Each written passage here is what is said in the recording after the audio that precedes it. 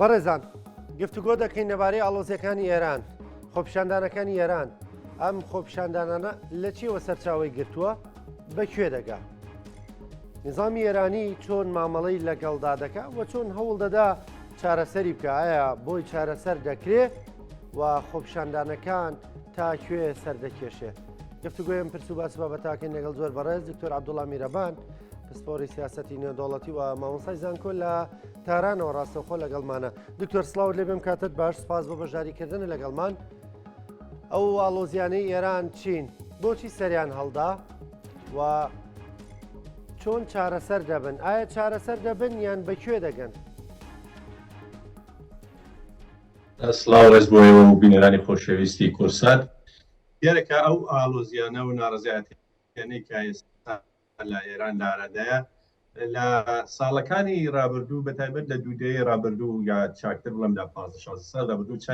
هەر چەند ساڵ جارێک سەری هەڵداوە بەشێکی زۆر بەڕواڵەت دیارەکە هۆکاری ئابووری هەیە و کۆمەڵێک هۆکاری دیکانەکە تێکەڵاو دەبن بەڵام هەمیشە وەکو ئەو جار ئێمە دەبینین کە لە بازاڕە دەستی دەکرد ئەوەش دوای ئەوەی دێکە دوای هاتنە سەرکاری مەسئولی پزیشکیان وەک سەر و کۆمار کۆمەڵێک قەول و بەڵێنیدا بۆ باشکردنی دۆخی خەڵک دۆخی ئابووری گۆڕانکاری دەوازیاندا بەدیبێت نەیتوانی ئەو دۆخە باشکە ئێستاش کە بەرەو کۆتایی ساڵ دەچین یعنی بەرەو نەورۆزەوە خەڵکی ئێران لە دووسێ مانگی کۆتایی ساڵ بەرەو نەورۆز زۆرترین کڕینی ساڵیان دەکەن و پێداویستی ماڵ و کەلەپەر و خۆراکی ساڵیان دابین دەکەن و جێژنی نەورۆزیان بۆ گرنگە بازار ئێستا دوای ئەو چەند ڕۆژانە کە نرخی دۆلار زۆر ڕوو لە هەڵکشاندا بوو سەرەتا لە بازاری تاران دەستی پێ کرد ناڕەزایەتی وە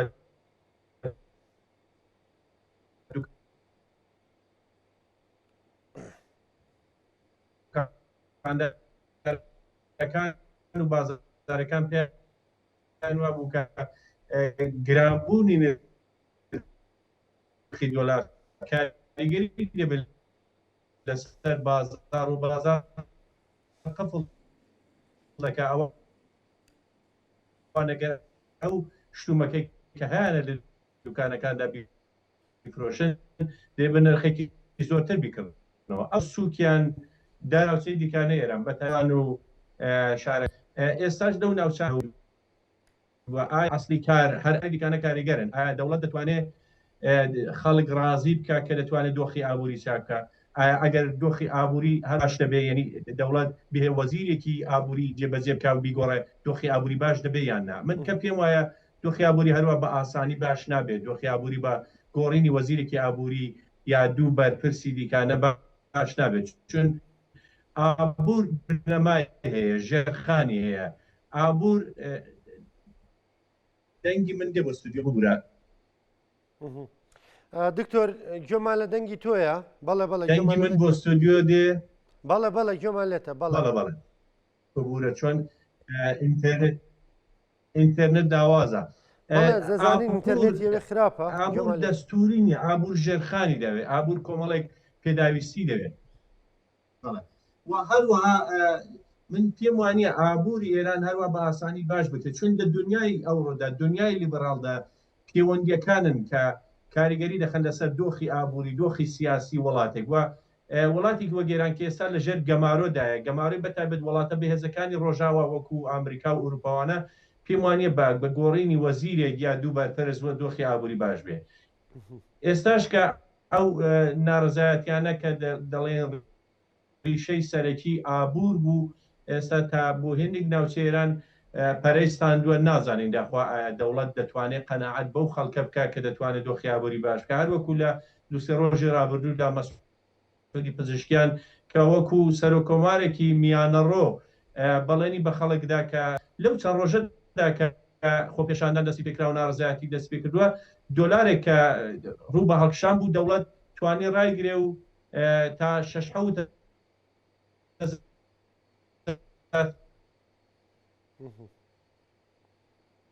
من بينته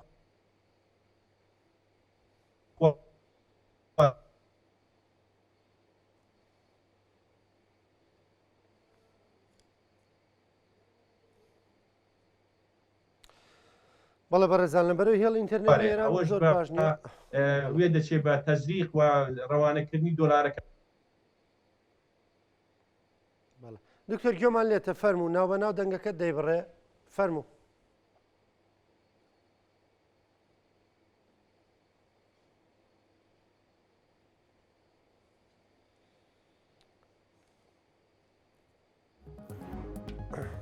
بەڵێ بەڕێزان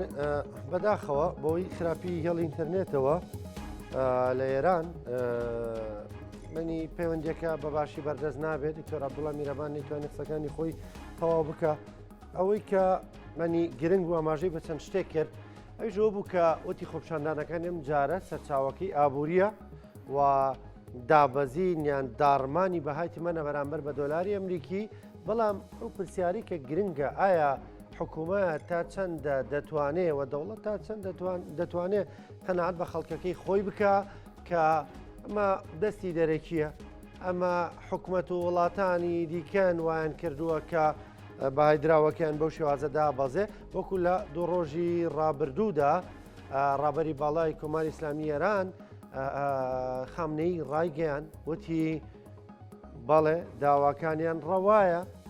ئەو داوایانە ڕەوان بۆ چارەسەرکردنی کێشەی دارایی. بەڵامە بێ خەڵک بیزانێ ئەوە ئێمە نین وەکارەکەی بەڵکو دوژمنانن دەستیان لە داڕمانی بەهای دراوی وڵاتەکەماندا هەیە. دەبێ ئەو دەستانە ببڕین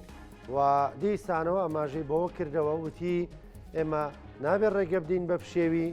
بە ئاژاوە خۆپیشاندان ئاساییە، بەڵام ئاژاوە پشێوی ئاسایی نیە. ئەمە قسەی دەوڵەتی ئێرانە کۆماری ئیسلامی ئێرانە. پزیشکیانیش وەکو سەرۆکێکی میانڕەوی ئەو وڵاتە زۆر جار قسە دەکا و دان بە هەندێک شت دادەنێ. لە چەند ڕۆژی ڕابردوو داگردێکی ڤیددیۆی بڵاو بۆ تۆ دەڵێ خەڵک ئێمەی ناوێ لە هەڵبژاردننا، یعنی ئێمە نابێ بە زۆر بڵێن ئەوان ئێمەیان دەوێ. ئەم قسانی پزیشکیان بەڕاستی قسەی تازەن لە کەسێکەوە سەرۆکی کۆماری ئیسلامی ئێرانە بەرزترین پۆستی حکومیە لەوێ لە دوای مەرجای باڵا بێگومان لە دوای خامنەیەوە ئەوەکو مەرجایك، بەڵام وەکو پۆستی حکومی و دەوڵەتی سەرۆک کۆماری وڵاتەکەیە. ئەو خۆیدان بۆ دادەنێدا دەڵێ خەڵکەکە لە دۆخێکی زۆر سەختدان بژێوی ژیانیان خراپە ئەبێ بە فریان کەوین. وەکو دکتۆر عەبدوڵڵا میرەبان وتی یەک شدەیە کە ئێستا بازرگانان هێناوەتە سەر جادە خۆپیشاندان دەکەن کە ئەمە دیاردێکی تازەیە بۆ ئێران بەڕاستی 50 ساڵێک لەمەوبەر، ینی بە دیاریکراوی 45 ساڵ لەمەوبەر ئەمە دەبیندرا. ئەویژەوەیە بازرگانان دەڵێن ئەو شتومەکەی ئەمڕۆ دەیفرۆشین بە خەڵک لە بازار. ئەگەر خۆمان بمانوێ بیکڕینەوە بە نرخێکی زۆر گرانتر بە نرخی چەند قاتیەوە دەبێ بیکڕینەوە، بۆیە نەدەتوانی شتومەکەکانمان بفرۆشین بە خەڵک بۆ ژیانی ژاوان ناڕوا. دەبێت دەوڵەت چارەسەرێک بدۆزێتەوە. چارەسەرەکە چییە؟ ئەو دەوڵەتی کۆماری ئیسلامی ئێران خۆی دەبێ چارەسەرێک بووەوە بدۆزێتەوە. بەداخۆ نەمانتوانی پەیوەندیەکە لەگەڵ دکتۆر عەبدوڵڵا میرەبان پسپۆری سیاسەتی نێودەوڵەتی لە تارانەوە درێژە پێ بدەین. ئێمە وەکو بەرنامەی پرسی ڕۆژ بەڕاستی هەر پرس و باس و بابەتێک لە هەر جێگەیەکە بێ جێگەی قسەکردنە لێرە. لە چەند ڕۆژی ڕابردوودا ئاڵۆزیەکانی ئێران کەمتر باسی لەوە کراوە، کەمتر قسە و باسی لەبارەوە کراوە، کەمتر خراوەتە ڕوو. ئێمە بێلایەنداری بێتەڕەفگیری لێرە قسە و باسمان لەسەر و بابەتە کرد. بەداخۆ پەیوەندێکی دکتۆر عەبدوڵڵا نی باش نەبوو تا درێژەی پێ بدەین. هەموو پرس و باس و بابەتێک ئێمە لێرە شرۆڤەی دەکەین بێلایەنداری بێ تەڕەفگیری. ئێران وڵاتێکی دراوسێمانە، ڕووداوێکی وای تێدا ڕوودەداوە کە وڵاتێکی دیکە لێرە قسە و باسی لەبارەوە دەکەین و خوێندنەوەی بۆ دەکەین بە شێوازێک کە بە خزمەت و بە قازانجی خەڵکی وڵاتەکە خۆیان بێت. خۆشەویستان بەرنامەی پرسی ڕۆژتان پێشکەشکرا تا پێتانەگەینەوە کاتێک خۆشخواتان لەگەڵ.